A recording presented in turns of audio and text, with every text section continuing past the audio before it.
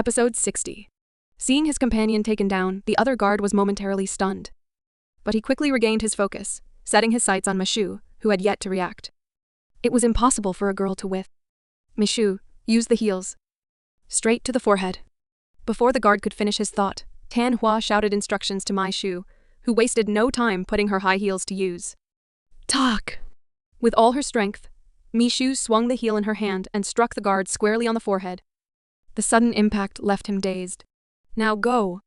Seeing the guards momentarily disoriented from their unexpected counterattack, Tan Hua grabbed Mishu, who was now barefoot, and ran toward the restroom. Guards! Catch them! Lane Yanjin had just regained his eyesight when he saw the girls escaping. His shout echoed through the room, and within moments, half of the guards stationed outside the pub rushed in to give chase. Miss is in danger.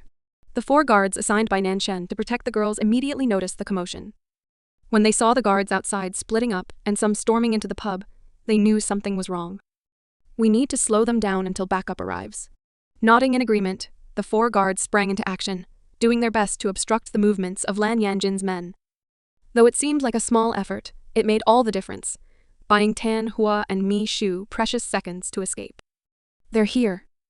The distance from the private room to the restroom was quite far, and along the way, more guards quickly spotted the fleeing girls, now dashing down a narrow corridor. Don't harm them, but I need you to bring them back. Lan Yanjin ordered his men before turning back to the room, his mood soured. Gritting his teeth, he hadn't expected Tan Hua to be this prepared. So she used perfume to distract him. Not only that, she drank the alcohol just to have an excuse to wear perfume. What a clever girl. He had thought she was a bit naive, but clearly he had underestimated her. This girl was smarter than he had given her credit for. Go in! Go in! Tan Hua pushed Mishu into the restroom while fending off the pursuing guards with quick punches and kicks. If only she had a belt, she could fight even better. Tan Hua, hurry! Mishu anxiously watched as Tan Hua continued using whatever she could find to keep the guards at bay. Don't let them reach the restroom, one of the guards shouted when he saw Mishu already inside, waiting for Tan Hua to enter. Give me the mop. Seeing that more guards were closing in, Tan Hua knew she had to act fast. Here. Mishu grabbed a mop and tossed it to her. These men were relentless.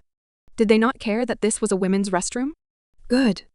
Tan Hua caught the mop and, in one swift move, aimed it at the closest guard. Tak! Gaia. The guard fell to the ground, clutching his side in pain. The other guards froze. These girls were no joke. Blam! As soon as the guard collapsed, Tan Hua slammed the restroom door shut. Quick, block the door! Mishu hurriedly gathered whatever she could find to barricade the entrance. The door didn't have a lock, so they needed to buy time. Wait, why did we run to the restroom? Catching her breath, Mishu smoothed her dress and turned to Tan Hua. Shouldn't they have run toward the exit instead? The front door is heavily guarded. The restroom was closer to the private room. Now, climb out through that window. Tan Hua had anticipated that there would be a small ventilation hole just big enough for them to squeeze through. She had bet on it. Wait, what? Through the ventilation hole? Mishu stared at it in disbelief. The hole was large enough for them to fit, but it still seemed crazy. We don't have time. Hurry. Ignoring Mishu's hesitation, Tan Hua helped her up so she could start climbing. Wait, Tan Hua, the ventilation is covered with iron bars. Mishu looked up in horror. The vent was sealed with metal bars, allowing only sunlight to pass through. Damn. The ventilation hole is closed with an iron bar? This is bad news. Tan Hua and Mishu had already lost hope, unsure of how to remove the iron bar so they could escape. The door was also being hit repeatedly, making her heart race with fear. Back. Even Tan Hua could hear Lan Yanjin's men outside, trying to break in. Judging by their force, the door would only hold for a few more minutes. Calm down, we will be all right. Tan Hua tried to reassure Mishu, but her own hands were trembling. She frantically searched for a solution. It's been 10 minutes. Nanshen would arrive soon. If they could just escape now, they would be free. Think, Tan Hua, think. Wait, there was a way. Mishu, give me your hairpin. Tan Hua's eyes landed on Mishu's hair. She was wearing an ornate Chinese hairpin, a piece she loved dearly. It gave Tan Hua an idea. Here. Mishu quickly handed it over, desperate to get out in time. Prepare a bucket of water. Tan Hua climbed onto the toilet, focusing on the iron bar. Water? Okay. Michu didn't question her. She trusted Tan Hua and wanted to help however she could. Click, click. Tan Hua worked quickly, using the hairpin to loosen the screws on the iron bar. Thankfully, they were old and rusted, making them easy to remove even without a screwdriver. Oh, thank goodness she had learned how to break open locks before. If these screws were new, she would have been stuck. Tan Hua, the water is ready. Michu called, carrying a full bucket toward her. Hold it for now. When they come in, throw the water at them. Then you go out first through the ventilation hole. Tan Hua finally removed the last screw just as brack. The door burst open. That was fast. Now, Misha. Tan Hua pulled the iron bar free, but held onto it, knowing it might still be useful. Okay, Michu lifted the heavy bucket with all her strength.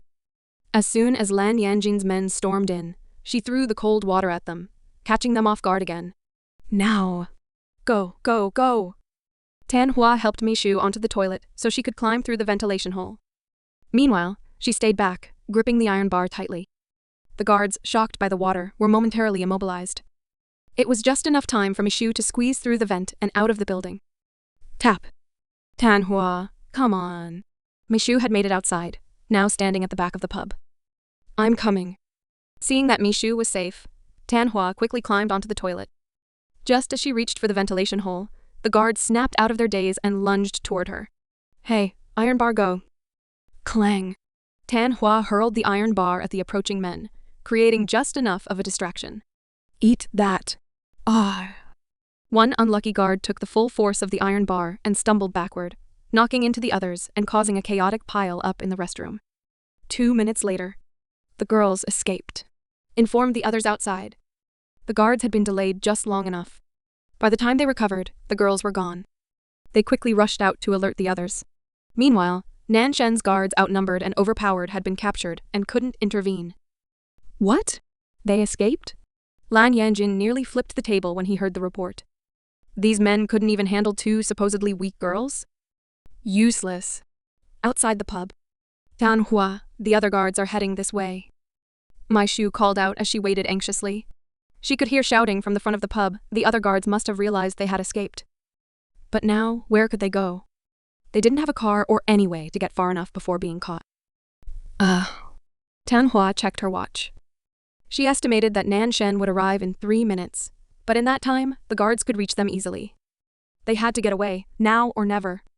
But they didn't have a car, and they couldn't call a taxi since it wouldn't arrive faster than the guards chasing after them. What should they do? Run? They would get caught sooner or later if they ran on foot. Tan Hua gritted her teeth as she looked around and only saw a row of parked cars. Those must belong to customers, but they couldn't use them. While Tan Hua was struggling to come up with a plan, Michu suddenly noticed a bike parked not far away. It was leaned against a palm tree, seemingly abandoned by its owner. A bike. They could use this. That's it. Michu quickly ran to get the bike, but just as she grabbed it, the owner returned with a drink in hand. Hey, that's my bike. Thief. The owner shouted, dropping his drink as he rushed toward Michu, who had already reached the dumbfounded Tan Hua. Tan Hua, get on. Michu stopped the bike right next to her, urging her to hurry as the owner and Nanshen's men closed in. Got it. Tan Hua quickly hopped onto the back seat, and Michu didn't waste another second before pedaling away, putting distance between them and their pursuers. At the same time that Michu and Tan Hua were escaping through the back door toward the main street, Nanshen and Ren Yuan had just arrived at the front of the pub with their men. Bang! Where are they? Nanshen stormed into the private room, his face flushed with anger as he glared at Lan Yanjin. He couldn't believe Lan Yanjin would go this far just to get certain information. Lan Yanjin must have been after the identity of Louvre's owner. Since Tan Hua was the model, he must have assumed she knew something. He wasn't stupid. On the way to the pub, Ren Yuan had already informed him that the protest incident had been orchestrated by the Lan family. Unbelievable. Not only had the Lan family interfered with Tan Hua's brand, but now Lan Yanjin had gone so far as to pressure the girls just to uncover the owner's identity. Did he really think he wouldn't figure out his plan? If Lan Yanjin found out who owned Louvre, he would use every possible method to take control of the brand for his own company. They escaped. My men are chasing after them, Lan Yanjin said casually, shrugging his shoulders. He didn't even flinch when Nanshen nearly punched him, if not for Ren Yuan holding him back. Enough. Nanshen cursed under his breath, storming out of the room as his men detained the remaining guards in the pub. 5 of Lan Yanjin's men were missing. They had to be the ones chasing after Mishu and Tan Hua. Ren Yuan, get in the car, Nan Shen ordered, leaving some men to watch over Lan Yanjin before dragging Ren Yuan toward their vehicle. He had to find the girls now. They had managed to escape, but anything could still happen. He was worried. Slam. Do you know where they are? Ren Yuan asked as he shut the car door. It was the question that had been on his mind since they arrived. Even though Ren Yuan appeared calm and collected, he was deeply anxious. My Shu might have escaped with that boy, but he couldn't trust a skinny guy like Tan Hu to protect her. If something happened to Misha, yeah, I can track them down. I put a GPS in Tan Hu's things. All of them have trackers, so I can always see where he is. Nan Shen pulled out his phone, scanning for Tan Hu's location, without noticing Ren Yuan's stunned expression. Jeeps? In all of Tan Hu's belongings? What? That was seriously creepy. Then again, Nan Shen must have been too panicked to check the GPS earlier. If he had, he wouldn't have come to the pub first. He would have already been chasing after them. On the street. These men are really persistent. Tan Hua glanced back and saw Lan Yanjin's guards still running after them. Some had even borrowed bikes from people nearby. Hold on tight. I'm heading to the police station. Mai Shu shouted, increasing her pedaling speed so suddenly that Tan Hua nearly fell off. Mai Shu, slow down. As Mi Shu and Tan Hua raced toward the police station, Nan Shen and Ren Yuan were trailing behind at a distance. Then, up ahead, they finally caught sight of 2 girls on a bike with several men chasing them on bikes as well. Isn't that Mi Shu and Tan Hua? It's them. Ren Yuan couldn't believe they had actually found Mi Shu and Tan Hua. So this means Nan Shen really did place a GPS in Tan Hua's belongings. Even though he didn't know where exactly, it had proven to be useful. Still, it was a bit unsettling. I'll speed up. Hang on, Nan Shen said as he increased the car's speed, passing by the men chasing after Tan Hua and Mi Shu. My Shu, there's a black car chasing us. Tan Hua didn't realize the driver was Nan Shen, and she panicked when she saw the car closing in on them. She was too flustered to notice the familiar license plate. Mai Shu, also too focused on pedaling, didn't look back and immediately believed Tan Hua's words. A suspicious black car was after them. Could it be Lan Yanjin? If so, they were in real trouble. Where were Nan Shen and Ren Yuan? They were taking too long. Terrified, Mishu pedaled even faster, trying to get away from the car. Meanwhile, Nan Shen and Ren Yuan were shocked to see the girls speeding up instead of stopping. Wait! They're getting away. Let's call them and stop those men so they can get in. Ren Yuan shouted, realizing that they were now directly in front of the 5 men Lan Yanjin had sent. They could stop their car suddenly to block the men from continuing the chase, but the girls had to get into the car. If they ran away, how could they protect them? Misha. Mai Shu, slow down. This is Ren Yuan. Ren Yuan quickly lowered the window, sticking his head out and shouting as loud as he could. Hearing the familiar voice, both Tan Hua and Mi Shu were stunned. Tan Hua, sitting behind Mi Shu, turned her head and saw Ren Yuan leaning out of the black car that had been chasing them. Tan Hua, wait. Ren Yuan? That means the black car is actually Ren Yuan and Nan Shen's? Misha. Mai Shu, pull over. The car behind us is Ren Yuan and Nan Shen. Tan Hua exclaimed, nearly losing her balance in excitement. Really? Thank goodness. Mai Shu quickly pulled over, stopping under a tree, while Nan Shen turned the car to block Lan Yanjin's men from advancing. Damn, it's young Master Nan and young Master Ren. One of the men recognized Ren Yuan and immediately signaled the others to retreat. There was no way they could go against those 2. Click. Are you all right? Seeing that the men had fled, Nan Shen and Ren Yuan rushed out of the car toward Tan Hua and Mi Shu. We're fine, Mi Shu, and Tan Hua said in unison, letting out relieved sighs. They were so grateful the 2 had arrived in time.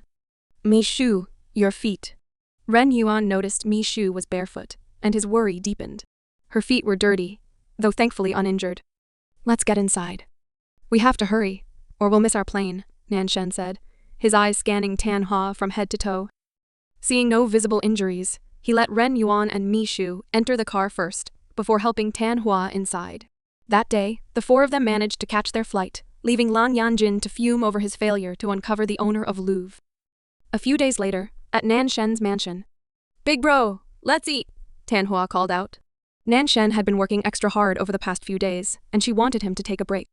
She, too, had been occupied, working tirelessly to resolve the protests against her brand. After all their efforts handling the media and calming the public, Louvre was no longer at risk of being shut down by the government. In the first place, the government shouldn't have interfered in business matters. But because of the Lan family's connections, the situation had escalated. It had taken 5 long days, but with the support of the fashion industry, Nan Shen and Tan Hua had managed to save Louvre. Wait, Nan Shen murmured.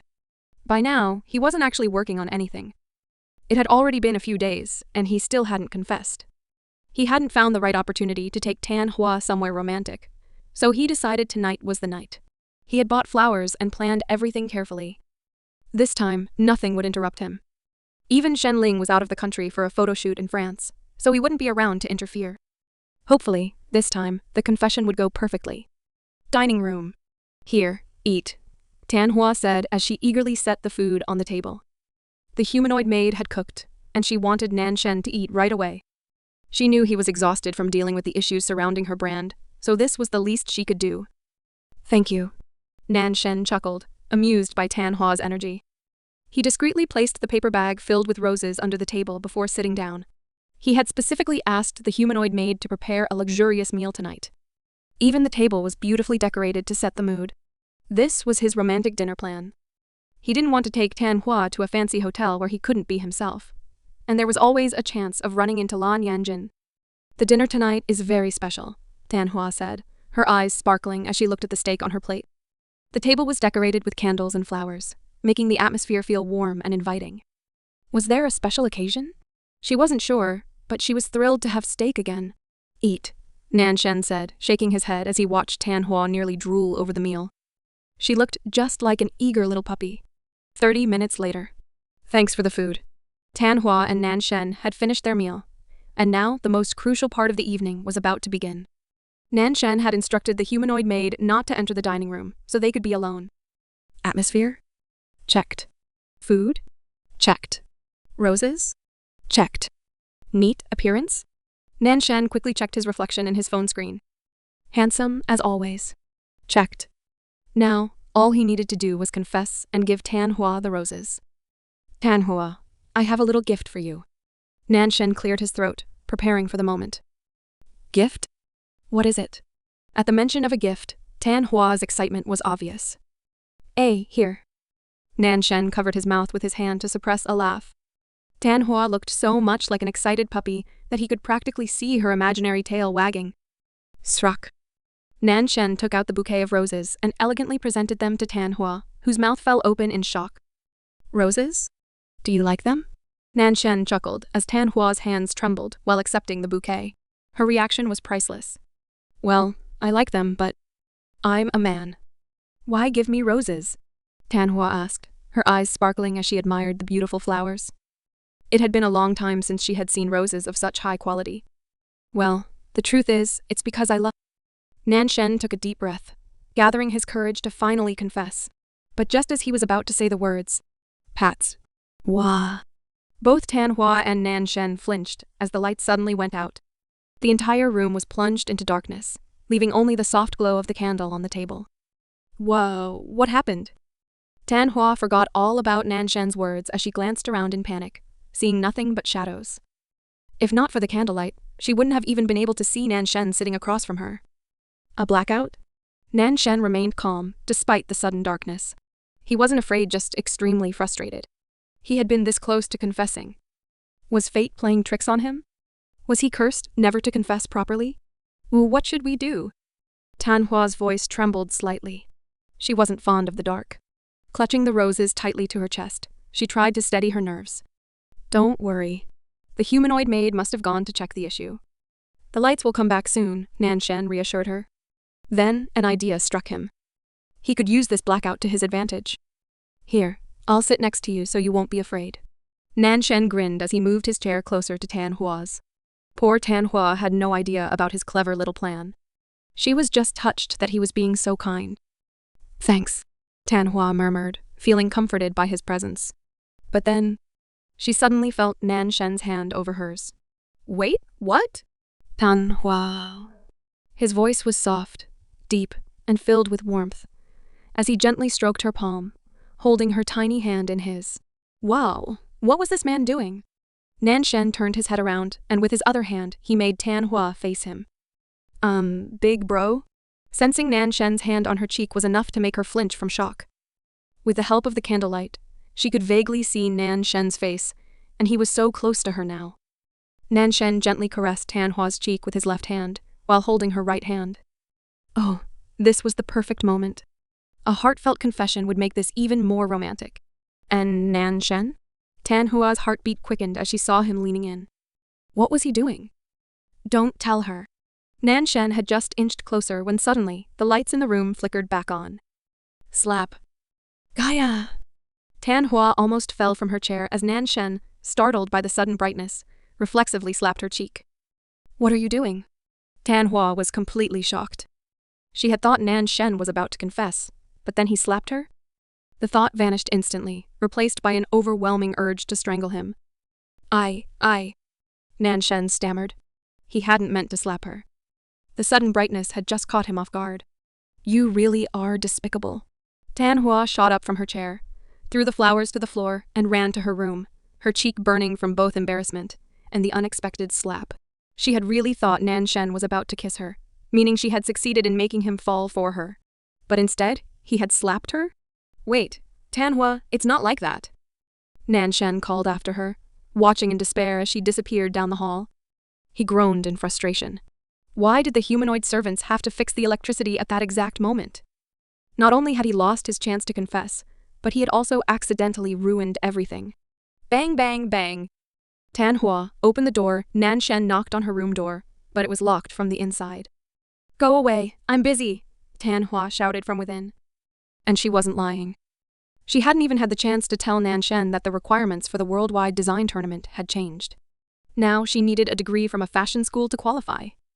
That was why she had been so busy studying for the entrance exam. There was an academy that allowed students to graduate in just 3 months provided they met the requirements. She had been so foolish. She had thought this was finally her chance to deepen her relationship with Nan Shen. He had been acting different lately, and she had assumed he was trying to court her. She thought her plan had worked even with her disguised as a boy. But then, he suddenly slapped her. She had been so happy just receiving the flowers, and now she didn't know what to believe anymore. Had Nan Shen only invited her on trips, given her gifts, and showered her with attention just to tease her? Her thoughts spiraled as she ignored Nan Shen, who continued knocking on her door for over an hour. A few days later. Tan Hua, listen, I need to talk to you. Nan Shen hadn't been able to see Tan Hua properly in days. She had been buried in preparations for her academy entrance exam, and at first, he had decided to wait, not wanting to distract her. Now that she had successfully enrolled, he thought he could finally talk to her, but she was even busier than before. I'm busy. I have to go to school now, Tan Hua replied briskly. She was determined to graduate in 3 months, which meant studying from 7 a.m. to 7 p.m. every day. If not for Nan Shen's strong objections, she would have moved into the school dormitory by now. On top of that, she still had to manage her brand. Lately, she had only been getting 3 to 5 hours of sleep per night.